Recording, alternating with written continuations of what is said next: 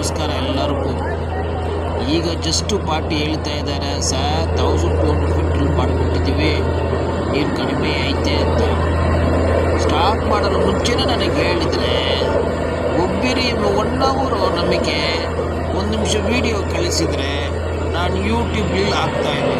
ಈಗಲೂ ಏನು ತೊಂದರೆ ಇಲ್ಲ. ಗಾಡಿ ಸ್ಟಾಪ್ ಮಾಡೋಕ್ಕೆ ಹೇಳಿದ್ದೀವಿ.